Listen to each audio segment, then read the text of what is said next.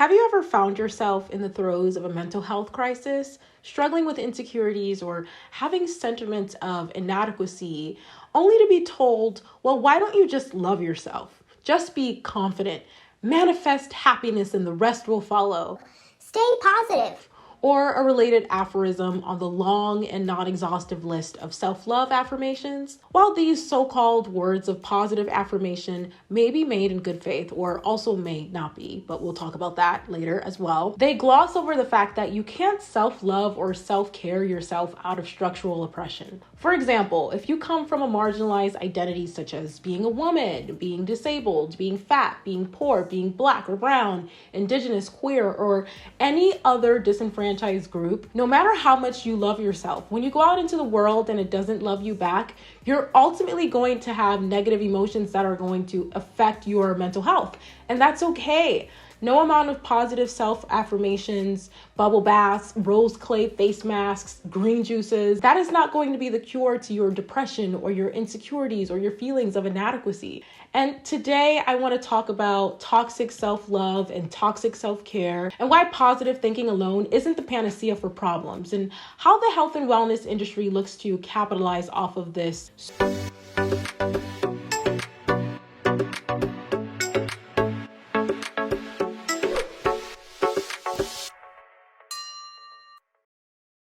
Hello everyone, if you're new here, welcome. If you've been here for a minute, I love you so much for coming back. Now today, I want to talk to you about the phenomenon known as toxic self-love, toxic self-care, and how much the health and wellness industry looks to profit off of this phenomenon.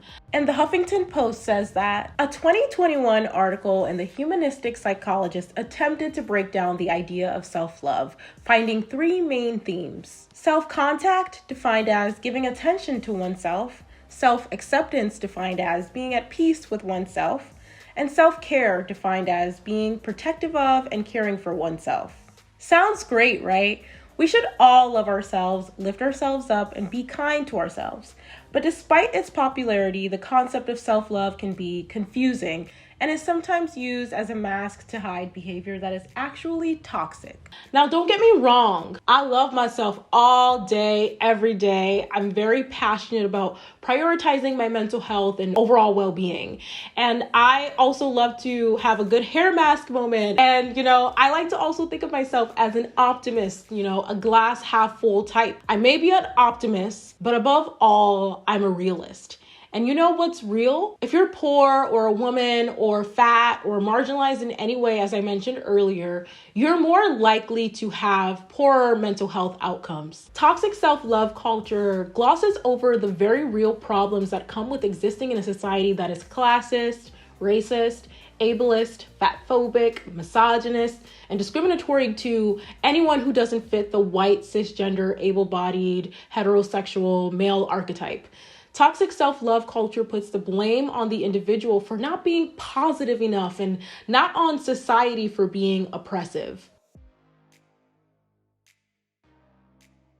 Toxic self-love and self-care culture asserts that our happiness depends on thinking positive thoughts and treating ourselves by buying products that we don't need, which ultimately does nothing to eradicate the systemic issues that are so prevalent in society that are ultimately the real cause of our problems. And, toxic self-love and self-care culture, they serve to fuel capitalism and always comes with a hefty price tag. I mean, how many coffee mugs, t-shirts, stickers, other merchandise that you can think of have sayings like good vibes only plastered on them? Self-care was a concept that was originally born out of the need to set boundaries and extricate oneself from the capitalistic system that places value on human beings based on what they can produce. But like many other well-meaning causes, self-love and self-care were co-opted by the health and wellness industry to sell you candles and expensive yoga classes and overpriced journals. Capitalism creates conditions in society to make us feel insecure, inadequate, and depressed so that we go out and buy a product to make us feel better. These so-called good vibes only may provide us with a temporary feeling of pleasure and instant gratification, but ultimately these negative emotions still persist due to the predatory system of capitalism, which is inextricably linked to the oppression of marginalized groups that keeps us all in this gauntlet. And in the Medium article, Toxic Self-Care, It's Benefiting Capitalism, Not You, it explains this concept perfectly. And in it, they say, radical self-care is a term coined by feminist icon Audre Lorde. She spoke of self-care and rest as a way to reclaim power in a world that is constantly stripping us of our freedom and sense of well-being. Audre Lorde proclaimed that caring for myself is not indulgence. It is self-preservation, and that is an act of political warfare. Showing self-care as a defense against a hostile culture of marginalization and forced productivity, Lorde developed the concept as a way to disrupt social norms. It's important to remember that the movement was born out of extreme political unrest. Racial injustice movements and feminist movements were causing marginalized people to live in states of survival mode, burnt out from their tireless activism throughout the 60s, 70s, and 80s. The societal expectations meant that the burden of unpaid labor fell on women. These imbalances are still prevalent today, but the idea of self-care has been whitewashed and co-opted by businesses and corporations as a way to exploit their employees. Many wellness gurus promoting self-care online in the image of an acai bowl or expensive yoga class are also profiting off of the work which Black women developed. This toxic narrative around self-care is finding a home in the productivity sphere and toxic grind culture. It's here that we learn about the 20-minute power naps decreasing brain fog, in turn increasing our ability to labor longer, harder, or smarter. This takes autonomy away from the employee and absolves the company of any responsibility. It's a victim-blaming situation. An employee experiences brain fog due to a hectic schedule at work. The workplace tells the employee that they aren't doing enough in their own time to combat their own mental health struggles. And furthermore, the idea of rest being a device used to up our work rate is toxic. Rest is something that we need to survive.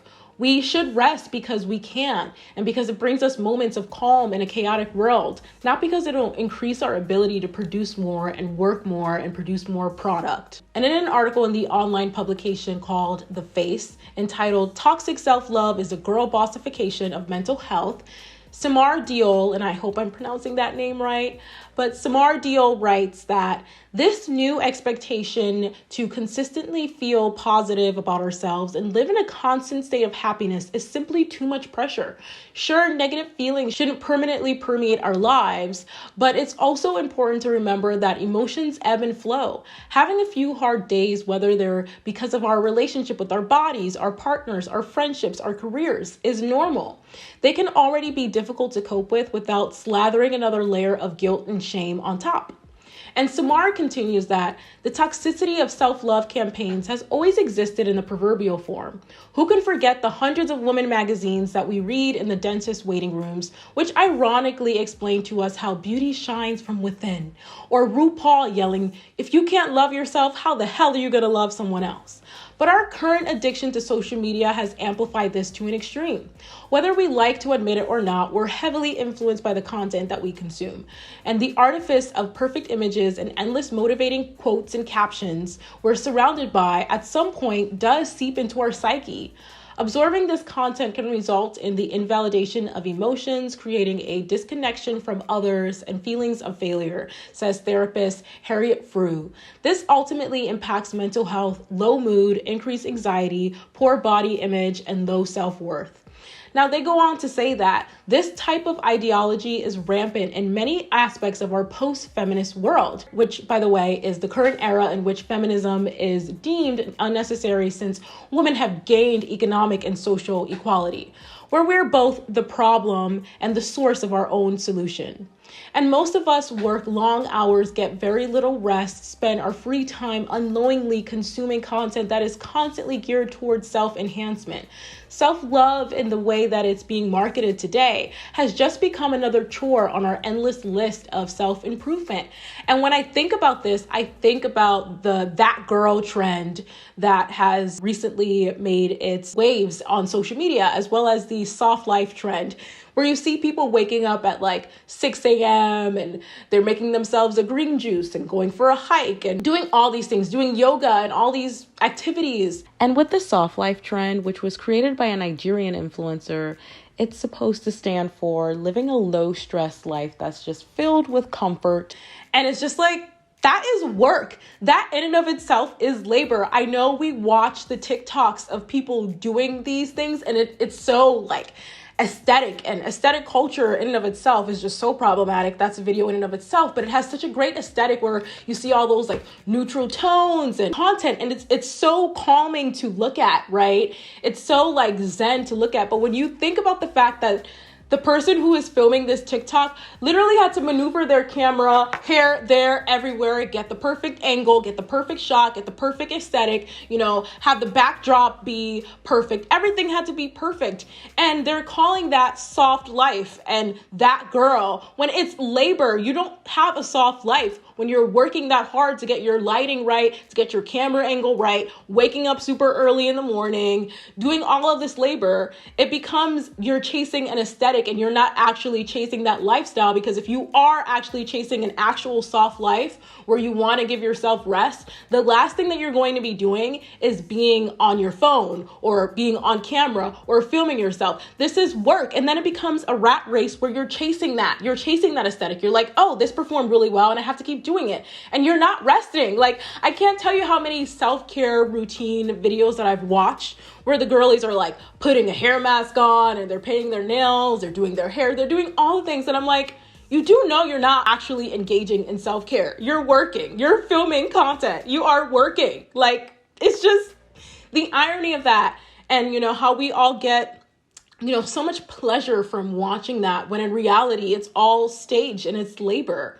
And it's like, how does rest become labor? And, that's where you get toxic self-love and toxic self-care from, is when rest becomes labor and just something that is just filled with trite aphorisms with no actual actionable things that are going to enact change in your life. And in the article in The Face, Samar continues that notions of what is normal in terms of beauty and fitness and productivity, relationships and mental health are all fluid. We've seen how they've changed over the years, and we should know by now that no matter how hard we work to attain the current ideal, that goal is inherently unachievable. Working towards self-love shouldn't feel like a race against time. There will always be someone on Instagram who seems to have hacked it, when in reality, it's a deeply personal journey. And for many of us, it's a long work in progress. The $4 trillion health and wellness industry profits off of offering a whitewashed, toxic version of self-love. And in the Refinery 29 article, Wellness Culture Won't Save Us, It's Only Making Us More Sick, Sadib O'Sullivan writes that wellness promises countless ways of improving the self. Greater physical flexibility, mental clarity, stronger body, clearer skin, shinier hair. Pursuing these attributes under the guise of wellness is pitched as the key to unlocking a life free from insecurities and anxieties. It sounds good, and in practice can often feel good too. And many of these habits that fall under the wellness umbrella, like meditation and bespoke exercise classes, are enjoyable and beneficial to many. And the fact that taking care of your body and your mind is good for you isn't up for debate. But the way in which wellness as an industry sells itself means that it doesn't take much for it to tip from helpful over into harmful. However, if your motivation towards self-improvement through wellness is not realistic, whether consciously or subconsciously, it can slip into perfectionism. And this is particularly pernicious given how the promise of wellness culture is that through your actions alone, you can achieve your so-called best self, with the definition of best veering from mildly out of reach to completely unattainable. The self-betterment movement puts the onus on individuals to push against things that they have no control over. But what good is self-betterment if at the end of all of that effort to improve ourselves, it's still a hostile, competitive, individualistic, pressurized, insecure, precarious world outside, just waiting there, says Dr. Tom Karan, who is an assistant professor in the Department of Psychological and Behavioral Sciences. When yoga or smoothies or expensive spin classes are meant to help you to reach clarity about yourself, it can be mentally jarring when your daily anxieties or dissatisfaction about your body doesn't go away. But the blame is never directed towards the acts that were meant to help you. When we hear trite, overused sayings like good vibes only, or someone is chastised for being negative, when they speak up on the many injustices that are prevalent in society. This is yet another example of how the concept of self-love can be toxic. And Alice Mills-Mai, who is a licensed mental health counselor and owner of Centering Wholeness Counseling, says, avoiding conflict is not showing yourself self-love. Self-love should never be used as an excuse to avoid conflict, avoid being vulnerable, or disrespect other people's boundaries and autonomy. If you find yourself avoiding conflict because it's, quote, negative vibes, then you should reflect on what conflict brings up and why you're avoiding it, she said. And Michelle Goldman, who is a licensed clinical psychologist at Columbia Health and Hope for Depression Research Foundation, says, I'm only surrounding myself with positivity can be such an amazing and inspiring notion. However, this statement is often said when others are expressing some type of emotion other than happiness, and therefore it can be used to invalidate other people's emotions and experiences instead of acknowledging them and validating them. And I have found personally that people who engage in this form of toxic positivity are often apolitical, and they're the ignorance is bliss types, which in and of itself comes from a place of privilege, right? Because it's easy to be apolitical when your identity itself is not constantly being politicized. The further you are from having a marginalized identity, the easier it is to distance yourself from subject matters that make you uncomfortable to discuss because they don't directly, personally affect you.